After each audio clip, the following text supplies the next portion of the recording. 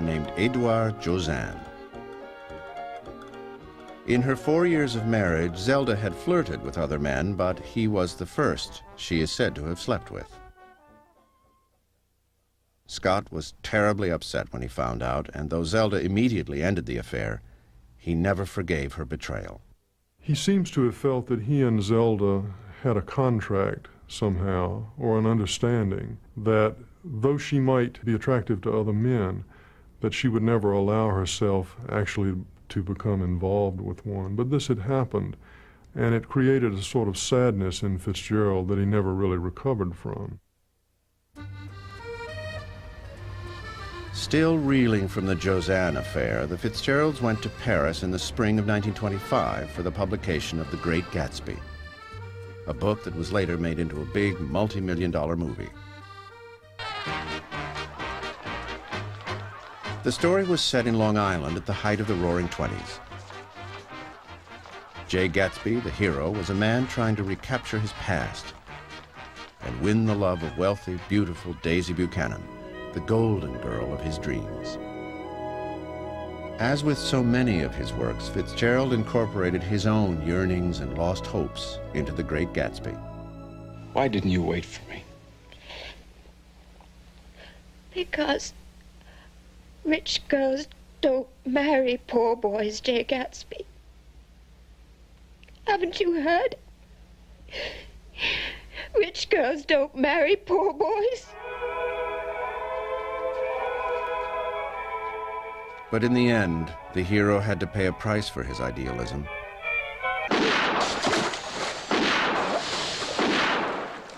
For no reality could ever match Gatsby's fantasy.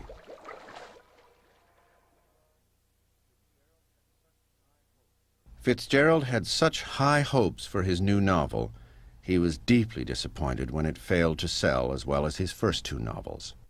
Gatsby, when it came out, did not get great reviews. It got some good reviews, but it was a slightly different story. I mean, there were deaths, there was a murder. These were not the things that Scott Fitzgerald was supposed to write about. Just 2 weeks after The Great Gatsby was published, Scott was sitting in a bar in Paris when he met another up-and-coming American writer named Ernest Hemingway.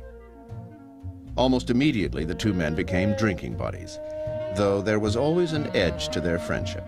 Hemingway was a far more commercially successful writer in the 20s and 30s than Fitzgerald was.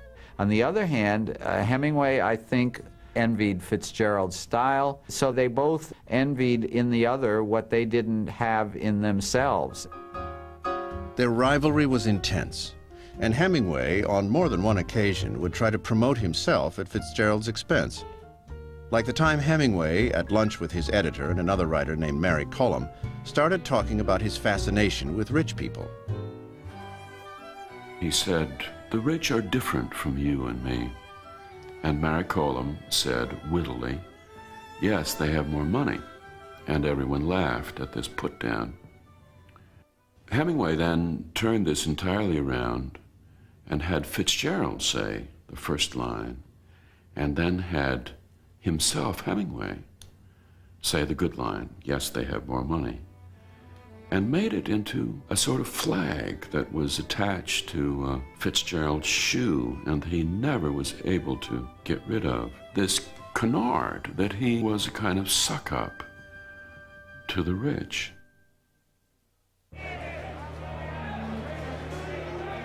October 29, 1929. The U.S. stock market crashed, bringing an end to the high-flying 20s. Scott's jazz age was finished as he and Zelda entered the worst phase of their lives. For Scott, the next few years were like a horrible nightmare as he watched Zelda gradually lose her mind. The trouble began when she decided at 28 she wanted to be a professional ballet dancer. She practiced for hours on end until finally she was hospitalized for nervous exhaustion. After her release, Zelda's mental state continued to deteriorate. Her behavior became increasingly irrational, reaching a crisis one day when she grabbed the wheel when Scott was driving and tried to steer them over a cliff. This time, doctors diagnosed her as schizophrenic. Over the next 6 years, Scott would take his wife to a series of clinics, desperately searching for a cure. Initially, he probably didn't know how to react. He didn't know what to do. During the first period of her troubles, we see them groping around, trying to find the best treatment for her. But as the years went on, I think he came to understand that she would never entirely be well or whole again. Some people later claimed that Zelda was merely eccentric. Not so, said Scotty, who visited her mother in the sanitariums. My mother said the first day of visiting Zelda would be lucid and fun, and Zelda would be. And then within a day or two, Zelda would get vague, and a kind of veil would come between them. And my mother witnessed firsthand that Zelda was truly schizophrenic. There are revisionists now who'd like to think that Zelda was misdiagnosed, but my mother said, but she was crazy. Throughout this difficult time, Scott had been struggling with his fourth novel, Tender as the Night, a book he spent 9 years writing and revised 17 times. The final version was made into a movie in 1962.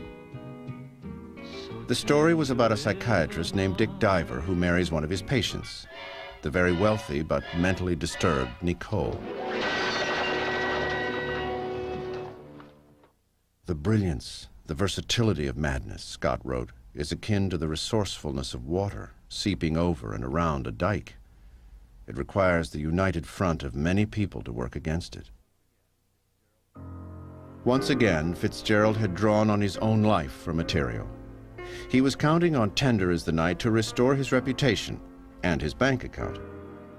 But the book, released in April 1934, didn't sell. It was the 1930s, and the Depression had hit.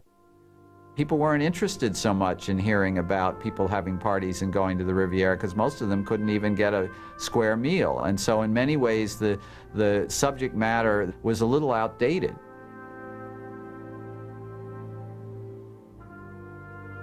The failure of his latest novel was a tremendous setback for Fitzgerald, who was trying to support his wife at expensive sanitariums. This would have been difficult enough, but Scott was now drinking more than ever. It said he regularly consumed as much as 30 bottles of beer or a quart of gin a day.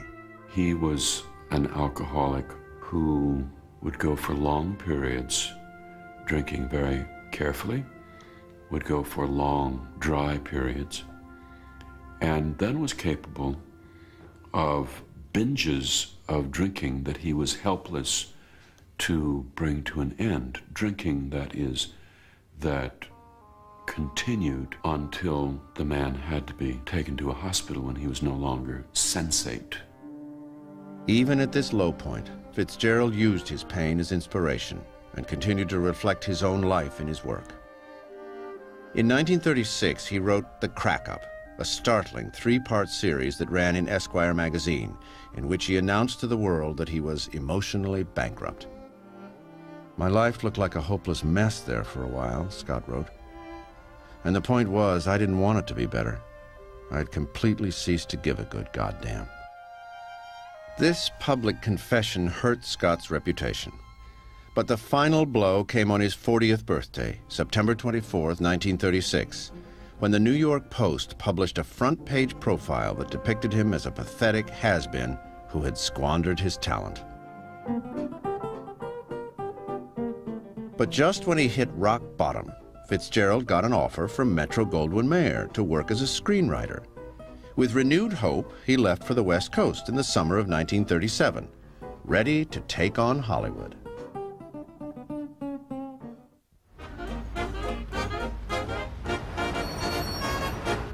In the summer of 1937, when Scott arrived in Hollywood, Shirley Temple was the top box office draw in the world, and the movie industry was ruled by the big studios, which were turning out films in greater quantities than ever.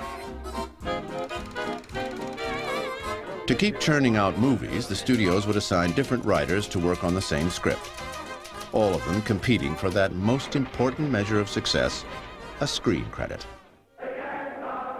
Scott joined that assembly line when he was asked to rewrite A Yank at Oxford, a comedy about an American Rhodes Scholar and his adventures in England.